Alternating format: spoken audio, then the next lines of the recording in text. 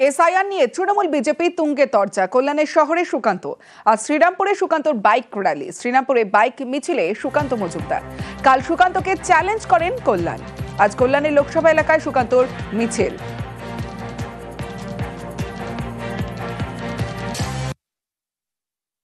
তৃণমূলকে ফের হুঁশিয়ারি সুকান্তর। ঝান্ডা ও ডান্ডার বাণী বিজেপি সাংসদের গলায়। সুকান্ত মজুমদার বেকার লোক, কটাক্ষ কল্যাণ বন্দ্যোপাধ্যায়ের। কল্যাণ ব্যানার্জির মতো ছুচোদেরকে ভয় পাবেন না, এদের মারিয়ে যেতে হয়। কালকে এত বড় বড় কথা বললো সে সুকান্ত মজুমদার এসে ভাষণ দিয়ে আর বেরোতে দেবো না, এত দম। কল্যাণ কল্যাণ ডাক পারি, কল্যাণ গেল কার বাড়ি? আই কল্যাণ দেখে যা বিজেপির ক্ষমতা। কি হলো আপনার? ফুস। আমার কর্মীরা আজকে ঝান্ডাও এনেছে, তার সাথে ডান্ডাও এনেছে। ভোট কি আর দিয়ে গেলাম, এই ঝান্ডা আর ডান্ডার বাণী তৃণমূলকে শোনাতে হবে। পুলিশ যদি নিরপেক্ষ হয়ে যায় 15 মিনিট লাগবে না, পশ্চিমবঙ্গের সব তৃণমূল কংগ্রেস কার্যালয় বন্ধ হয়ে যাবে। তাহলে কল্যাণ দা এরপরে যদি খেলতে ডাকে, আমি শ্রীরামপুরের কর্মীদেরকে বলে দিচ্ছি ভালো করে খেলবে।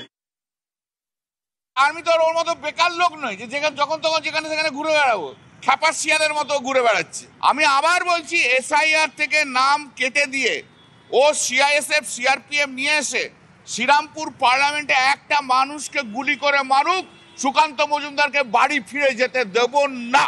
ওর বাবা নরেন্দ্র মোদী পারবে না ওকে বাড়ি ফিরে নিয়ে যেতে। হঠাৎ করে চলে গেছে, তুই নোটিশ দিয়ে যেতে পারছিস, আমিও চলে যেতাম, দেখতাম ওকে। ও তো সেই হিম্মত হয়নি। ছুঁচো মেরে হাত গন্ধ করবো কেন আজকে? সুকান্ত তুই আয়, ডান্ডা দিয়ে মারবি আয়, আমি তোকে ডান্ডা কোথায় পড়তে হয় দেখিয়ে দেবো। মোদী যতদিন আছে ততদিন এগুলো রয়েছে। মোদী না থাকলে কুকুর বিড়ালে সুকান্তদের টেনে নিয়ে তুলে চলে যাবে।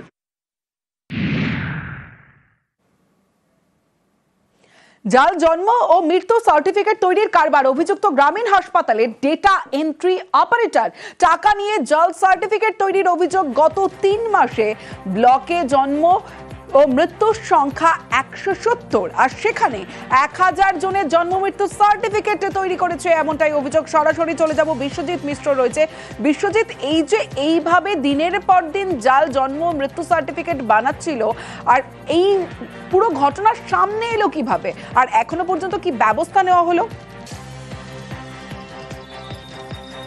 দেখো, যিনি অতিরিক্ত মুখ্য স্বাস্থ্য আধিকারিক রয়েছে, মূলত জন্ম মৃত্যুর যে সমস্ত নথি তার কাছেই মূলত তার ওটিপি নাম্বার তার কাছে আসে। কিন্তু বেশ কিছুদিন ধরে যখন তিনি এই বিষয়টি জানতে পারছিলেন না, তারপরেই কিন্তু পুরো বিষয়টি হাসপাতাল কর্তৃপক্ষ নজরে আসে এবং সেখান থেকে দেখা যায় যে যিনি ডেটা এন্ট্রি অপারেটর, তিনি এক প্রকার নিজের হাতে সমস্ত কিছু নিয়ে এই কাজটি করছিল। অর্থাৎ তুমি যেটা বললে যে 3 মাসে যেখানে 170 জনের জন্ম মৃত্যু হয়েছে গোটা ব্লক জুড়ে, সেখানে 1000 জনের সার্টিফিকেট কিভাবে তৈরি হয়?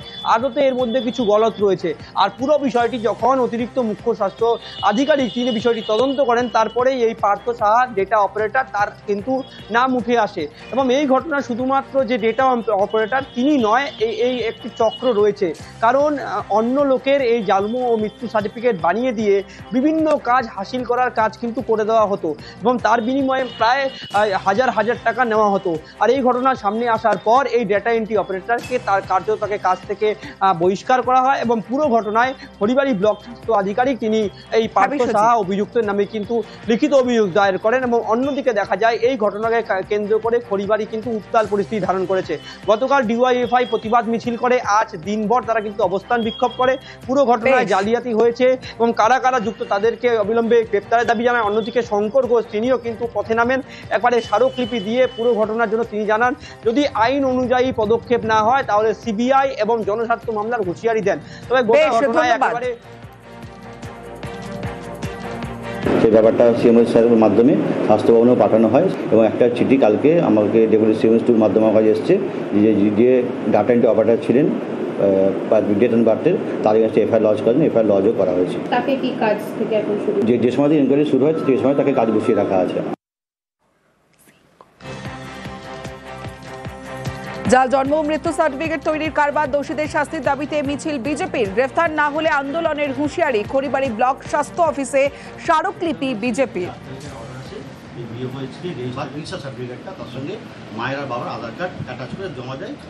আসল যারা দোষী তাদেরকে বাঁচাতে তারা ডাটা এন্ট্রি অপারেটরের নামে একটা এফআইআর করেছে, যদিও তাকে এখন পর্যন্ত গ্রেপ্তার করা হয়নি। যারা এই ধরনের সুপারিশ করেছেন তাদের বিরুদ্ধে ব্যবস্থা নিতে হবে। যারা স্বাস্থ্য দপ্তরের আধিকারিক তাদেরকে অবিলম্বে সাময়িকভাবে বরখাস্ত করতে হবে যতদিন না তদন্ত শেষ না হয়।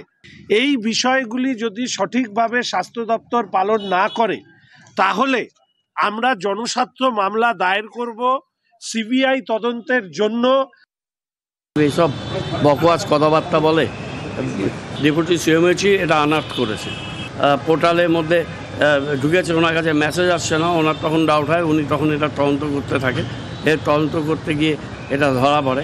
এর মধ্যে ডাটা এন্ট্রি অপারেটর একজন দুজন ইনভলভ আছে, কিন্তু এটা বলতে চাই যে এই ব্যাপারগুলো বরদাস্ত করা হবে না। এর পিছনে যারা আছে, যারা সামনে আছে, সবার পিছনে সুনির্দিষ্ট অভিযোগ আছে, সেই অনুযায়ী ব্যবস্থা হবে। নেতা ঘনিষ্ঠ জাল সার্টিফিকেটে অভিযুক্তর মা খড়িবাড়ি ব্লক মহিলার প্রাক্তন সভানেত্রী, প্রতিবাদে সরব ডিওয়াইএফআই। আইন অনুযায়ী পদক্ষেপ আশ্বাস তৃণমূলের। এটার সাথে এখানকার তৃণমূলের নেত্রীর ছেলে এবং হাসপাতালের কিছু কর্তৃপক্ষ মিলে একটা বিশাল দুর্নীতি করেছে। এর মধ্যে বড় বড় তৃণমূলের মাথা আছে, কারণ এখানে 1-2 কোটি খেলা না, কোটি কোটি টাকা দুর্নীতি হয়েছে। যারা যারা জড়িত আছে তাদেরকে অবিলম্বে গ্রেফতার করতে হবে, এই দাবিতে আমাদের এই গণ আন্দোলন চলছে। খড়িবাড়ির সবচেয়ে বড় দুর্নীতি এই দুর্নীতি। আমার নেত্রী ছিল, আগে ব্লক সভাপতি ছিল এবং মহিলা জেলা সাধারণ সম্পাদিকা ছিলেন, এখন উনি নেই। কিন্তু উনার ছেলে কি করছে সেটা তো দায়িত্ব উনার না বা দলের না। কেউ যদি অন্যায় করে থাকে সেটা অন্যায়, মানে আমরা অন্যায়কে বলি, আমরা তার সাপোর্টে যাচ্ছি না। আমরা জোর গলায় বলতে পারি, কেউ যদি অন্যায় তদন্ত সাপেক্ষে অন্যায় প্রমাণিত হয়, আইন যেটা প্রশাসনিক ব্যবস্থা নিবে।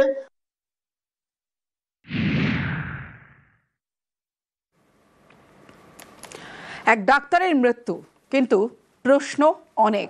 কাঁথি হাসপাতালে চিকিৎসকের মৃত্যুতে রহস্য, চিকিৎসার গাফিলতিতে মৃত্যুর অভিযোগ পরিবারের। আর গতকাল তমলুকের নার্সিংহোম থেকে বাড়ি ফিরে অসুস্থ অ্যানেস্থেটিস্ট শালিনী দাস। কিন্তু এই মৃত্যু কিভাবে হলো, একাধিক প্রশ্ন উঠে আসছে।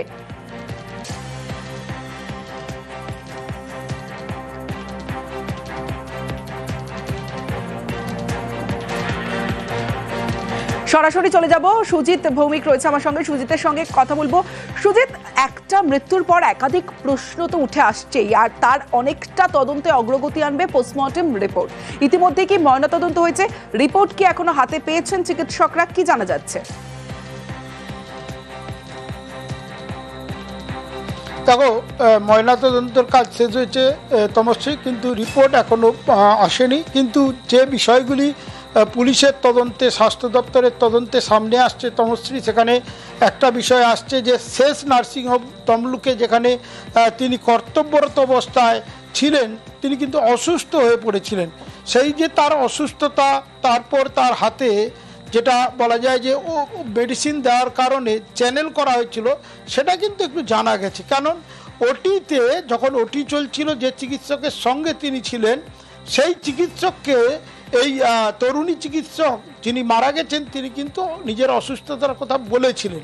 এবং সেই অসুস্থতা থেকে তারপরে কি এতটাই তার অবস্থা খারাপ হলো, তিনি বাড়ি ফিরে বাথরুমে ঢোকার পরেই বেরিয়ে এসে এলিয়ে পড়লেন, নাকি অন্য কোনো কারণ আছে, সবটাই কিন্তু খতিয়ে দেখা হচ্ছে, কথা বলা হচ্ছে সবার সঙ্গে।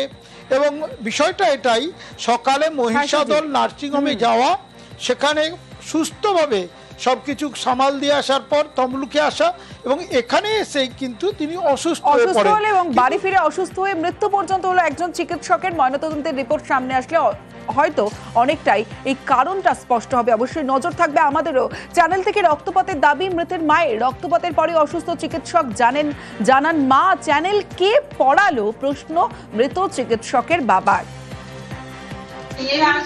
তাকে বলেছে নাকি চ্যালেঞ্জ করে দিয়েছে, তারাই করে দিয়েছে, কিছু নাই। সকালবেলা তো সুস্থ হয়ে গেছে,